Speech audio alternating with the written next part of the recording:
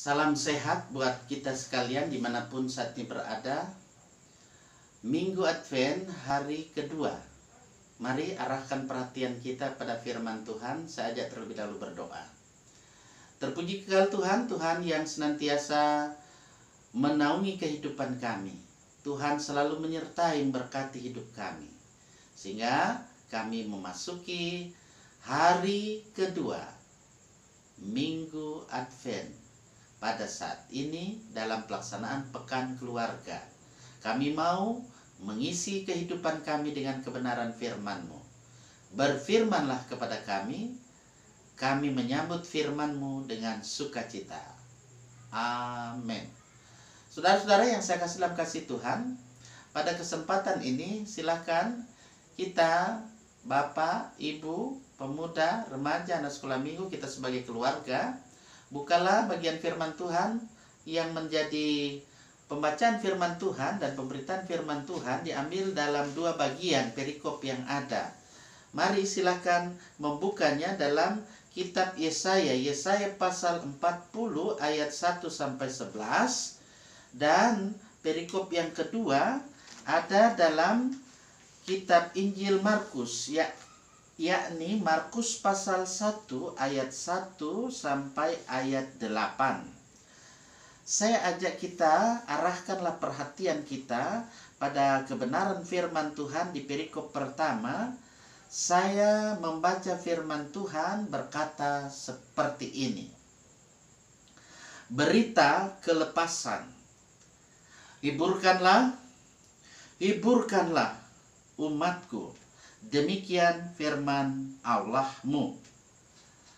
Tenangkanlah hati Yerusalem dan serukanlah kepadanya bahwa perhambaannya sudah berakhir, bahwa kesalahannya telah diampuni, sebab ia telah menerima hukuman dari tangan Tuhan 2 kali lipat karena segala dosanya.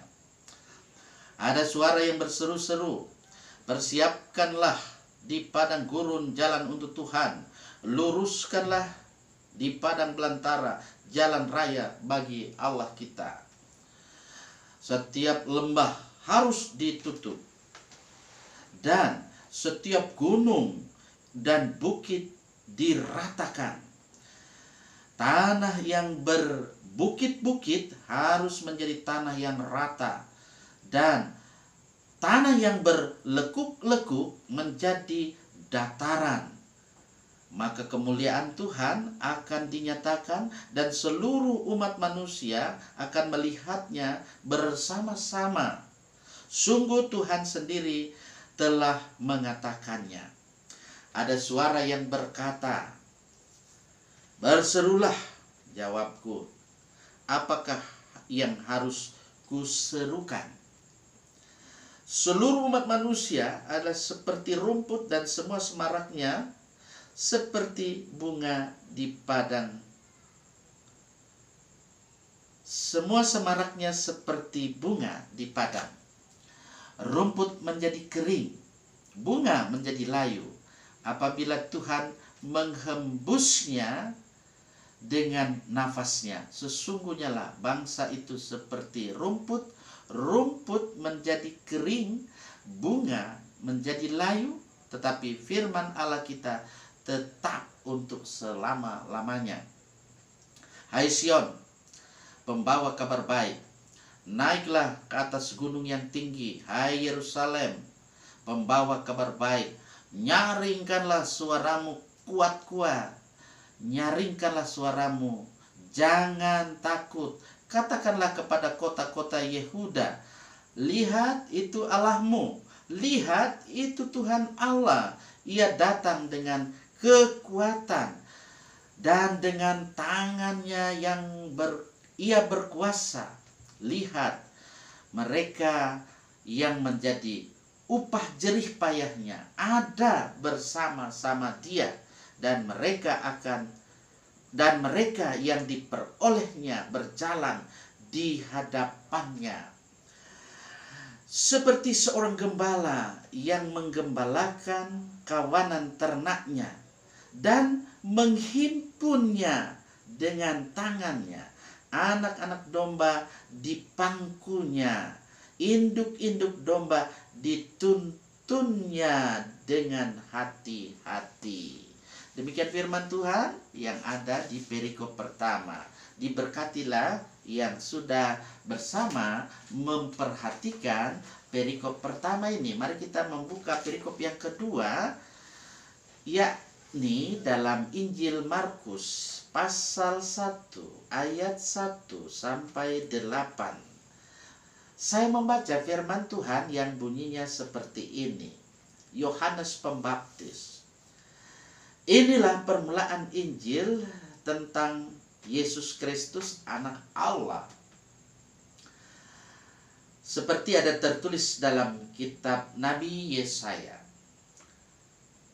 Lihatlah, aku menyuruh utusanku mendahului engkau, ia akan mempersiapkan jalan bagimu. Ada suara orang yang berseru-seru di padang gurun. Persiapkanlah jalan untuk Tuhan, luruskanlah jalan baginya. Demikianlah Yohanes Pembaptis tampil di padang gurun dan menyerukan, bertobatlah dan berilah dirimu dibaptis, dan Allah akan mengampuni dosamu. Lalu datanglah kepadanya orang-orang dari seluruh daerah Yudea dan semua penduduk Yerusalem, dan sambil mengaku dosanya, mereka dibaptis di sungai Yordan. Yohanes memakai jubah bulu unta dan ikat pinggang kulit, dan makanannya belalang dan madu hutan. Inilah yang diberitakannya. Sesudah aku akan datang ia yang lebih berkuasa daripadaku, membungkuk dan membuka tali kasutnya pun aku tidak layak. Aku membaptis kamu dengan air, tetapi ia akan membaptis kamu dengan Roh Kudus. Saudara-saudara, keluarga yang saya kasihi di dalam kasih Tuhan Yesus Kristus, di hari kedua pekan keluarga Minggu Advent ini, saya percaya kita sekalian yang ada diberkati, dirahmati oleh Tuhan.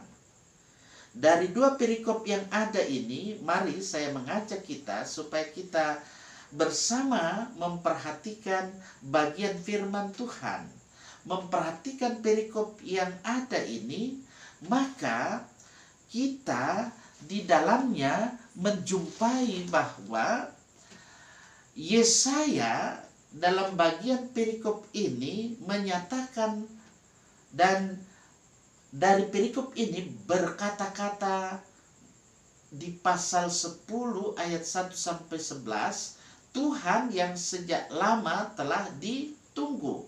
Jadi waktu penantian yang cukup lama, sehingga ada lagu Kau yang lama dinantikan. Jadi saudara-saudara yang saya kasih Tuhan, Tuhan yang sejak lama telah ditunggu. Nah, kita lihat di ayat 1 dan 2.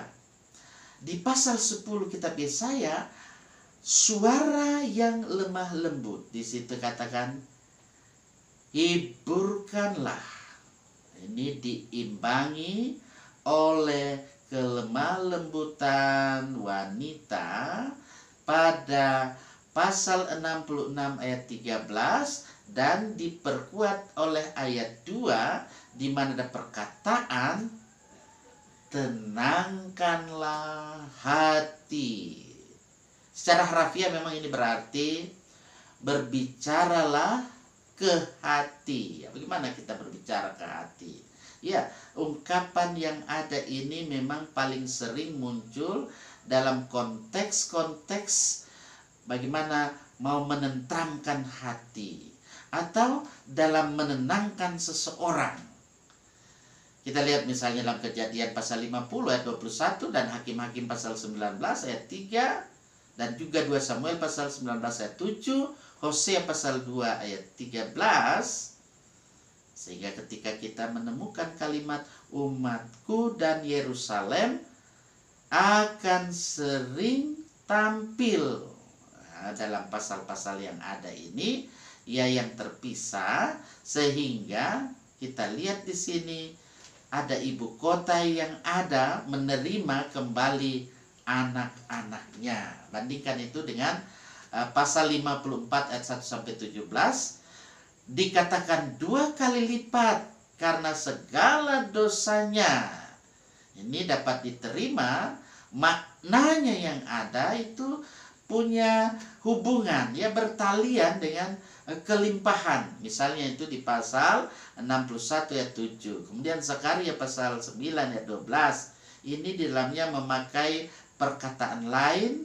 Kalau dalam bahasa Ibrani untuk 2 kali, ya, atau sama dengan kebanyakan. Kalau kita lihat di sini ada ahli tafsir, yakni dalam arti pembalasan, ya, atau penghukuman, seperti dalam Imamat. Kita lihat misalnya itu dalam kitab Imamat, ya, nanti baca dalam Imamat pasal 26 ayat 18, kemudian di Wahyu 18 ayat 6.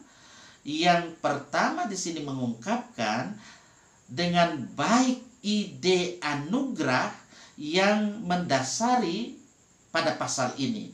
Tapi yang terakhir tentu kita tidak perlu memaksakan, ya, tidak usah dipaksakan. Ini mencakup pengertian bagaimana mencari upah keselamatan. Ini hanyalah satu kepastian yang kokoh, ya, pasti kokoh yang ada di sini. Hanyalah suatu yang pasti dalam hidup ini kita harus kokoh, ya, bahwa kita perhatikan di situ hukuman Yerusalem itu sudah lebih daripada dijalaninya. Nah, bukanlah ini tidak mungkin bahwa 2 kali dapat juga berarti dalam tanda kutip saya katakan imbangan, ya, ada imbangan di situ. Baik, mari kita lihat di pasal 40 ayat 3 sampai 5, panggilan bentara.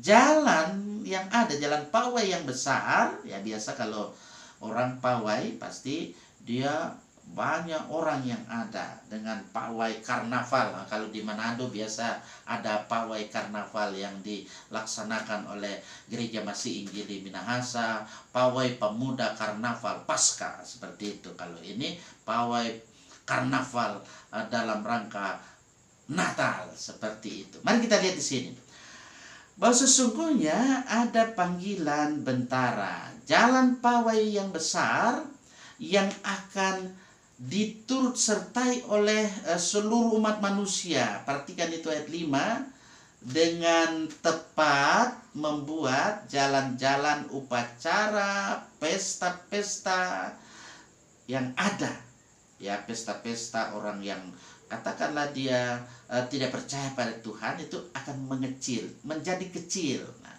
kemudian padang gurun dikatakan di situ, itu berarti dalam 2 segi. Perhatikan itu 2 segi, baik selaku contoh dari rintangan-rintangan yang seluruhnya harus diatasi oleh perjalanan kerajaan yang ada itu. Misal lihat, bisa kita bandingkan itu ayat 4, lihat juga di pasal 35, dan selaku peringatan tentang keluaran yang pertama. Hosea pasal 2 ayat 13 membuat, kalau kita lihat di situ, membuat padang gurun yang keras itu selaku tempat pertobatan dan pembaharuan. Jadi kembali kita melihat di sini ada pertobatan, ada pembaharuan. Yohanes Pembaptis, kalau kita lihat di perikop yang kedua tadi, dia melakukan satu pembaharuan, ya, pembaharuan yang ada, sehingga dengan pembaharuan yang dilakukan di sini, bahwa sesungguhnya apa yang dilakukan di sini mau mengingatkan supaya apa yang diberitakan dalam Yesaya pasal 40, ya, nabi yang ada itu pembawa kabar baik. Itu kita sudah perhatikan tadi di bacaan Yesaya 40. Kalau kita lihat di ayat 9, ada juga itu di pasal 52 ayat 7, kemudian pasal 61 ayat 1 di kitab Yesaya. Nah, kedua nubuat yang ada ini menunjuk pada sifat pengutusan Yohanes Pembaptis sebagai persiapan bagi kedatangan Mesias. Nah, dalam penyusunan aslinya yang kedua, ini nubuat yang ada ini memberitakan hal pendekatan Allah kepada umatnya. Namun di sini keduanya dengan penuh arti diterapkan kepada Yesus Kristus. Jadi pengaplikasiannya ada pada Yesus Kristus. Mari kita lihat di ayat 4 dari Injil Markus yang sudah dibaca tadi. Kita lihat di situ kualitas, mutu, dan pengaruh pelayanan dari persiapan Yohanes selanjutnya di situ diterangkan. Pelayanan yang ada itu adalah suatu persiapan bagi hati manusia. Itu terkenal bagi kekuatan moralnya. Bertobatlah dan berilah dirimu dibaptis, dan Allah akan mengampuni dosamu. Jadi jangan lagi kaget bahwa di sini bertobatlah. Selalu bahasa pertobatan didengungkan. Mari kita lihat kata Yunani bagi untuk kata pertobatan yang ada, ya itu biasa dengan kata lain metanoia. Metanoia ini semula menunjuk kepada perubahan pikiran, ya, perubahan pikiran atau akal.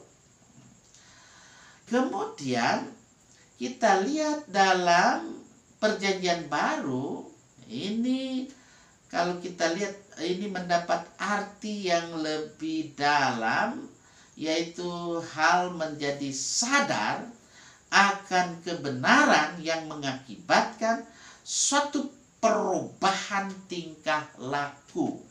Jadi perubahan tingkah laku, sifat terjang kehidupan setiap hari akan kelihatan di situ. Nah, segi pelayanan Yohanes ini kita lihat diuraikan dengan lebih lanjut Lukas 3 ayat 1 sampai ayat 2. Lukas 3 ayat 1 sampai 20. Lihat juga kalau kita memperhatikan itu ketika di ayat 5 bahwa seluruh provinsi Yudea dipengaruhinya. Nah, Yesus sendiri dia datang. Ya, Yesus datang dari mana? Iya, tepat. Dari Galilea. Di ayat 9 dikatakan bahwa di situ ketika Yesus datang dari Galilea, tapi bahwa Yudea itu digerakkan begitu mendalam. Ini adalah ukuran bagi kekuatan Yohanes dalam pengutusannya. Pengakuan dosa itu yang ada sepertinya dilakukan secara lisan, suatu pengakuan yang terbuka, transparan.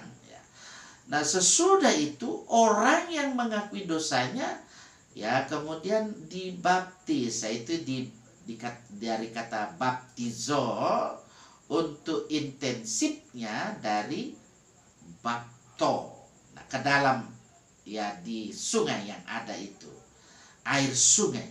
Nah, suatu perbuatan simbolis, ya perhatikan itu, perbuatan simbolis.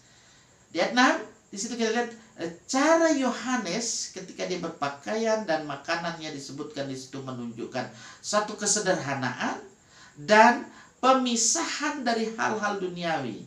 Pakaiannya menunjukkan ciri khas para nabi dan terlebih-lebih kepada Elia. Lihat itu di 2 Raja-Raja pasal 1 ayat 8 yang diserupai Yohanes juga dalam hal lain. lihat dalam Markus 9 ayat 11 dan seterusnya. Kalau dikatakan belalang, ya, sekalipun diterima sebagai makanan, itu hanyalah oleh orang-orang yang paling miskin. Ya, belalang itu makanan orang yang miskin, dikatakan masih juga dimakan oleh orang Bedui, yaitu makanan yang ada ini dibakar kemudian digarami. Nah, kesaksian Yohanes ini dipusatkan kalau kita lihat dalam tokoh yang lebih dipusatkan di sini, ya, dalam tokoh yang lebih berkuasa. Kalau dikatakan di situ, tokoh yang lebih berkuasa daripadaku yang segera akan datang. Ia yang kalau dilihat di dalam ayat 8 disebutkan akan membaptis bukan dengan air melainkan dengan Roh Kudus, bahwa hal ini akan mencirikan hari-hari Mesias adalah sesuai juga dengan ajaran dari Perjanjian Lama, Yesaya pasal 44 ayat 3, kemudian Yeskiel pasal 36 ayat 26 dan ayat berikutnya, kemudian Yoel pasal 2 ayat 28 dan berikutnya. Baik, kita lihat di sini di ayat 9 sampai 11 pembaptisan Yesus di Injil Markus pasal 1 ini. Yesus muncul, ya, ketika Yesus muncul di Yordan sebagai seorang dari antara banyak orang yang datang untuk dibaptis oleh Yohanes. Matius di sini menceritakan keberanian dan sifat yang boleh dikatakan sifat malu Yohanes, Matius pasal 3 14 dan ayat 15. Tapi karena desakan yang dilakukan oleh Yesus, Yohanes memegang tubuh yang suci itu dan membaptis dia di Sungai Yordan. Seperti itu. Tentu perlu diperhatikan di sini bahwa Yesus tidak melakukan pengakuan dosa. Perhatikan itu. Yesus tidak melakukan pengakuan dosa, dan sekalipun ia menerima baptisan Yohanes, kita lihat bahwa Yesus tidak melakukan pengakuan dosa. Kenapa? Karena dia adalah Allah. Dia tidak berdosa. Nah, oleh karena itu, ia datang ke dunia ini, ia yang tidak berdosa dijadikan dosa karena dosa-dosa kita. Sehingga dia datang melalui peristiwa kelahiran Natal yang kita rayakan setiap tanggal 25 Desember. Oleh karena itulah, ketika dalam perjalanan kehidupan Yesus selanjutnya, dia memenuhi nubuatan dari para nabi, dia menderita sengsara, dia wafat. Maut tidak dapat menahan dia. Dia wafat di hari Jumat, Sabtu, Minggu dia bangkit. Dia tidak masuk neraka, ya, seperti tafsiran ada beberapa orang yang menafsir Yesus masuk neraka. Tidak. Yesus, dia adalah Allah. Karena secara manusiawi dia wafat, dan ketika ia mengembuskan nafas terakhir, sebelum ia menembuskan nafas terakhir, dia katakan, ke dalam tanganmu kuserahkan nyawaku. Jadi dia betul-betul ada dalam Firdaus. Karena itu orang yang ada di sampingnya ketika dia bertobat, dia katakan, hari ini juga engkau bersama dengan aku di dalam Firdaus. Luar biasa, saudara-saudara, bahwa Yesus Sang Raja Damai, Tuhan yang lama dinantikan, ialah Raja semesta. Dia datang membawa damai dan sejahtera bagi kehidupan kita.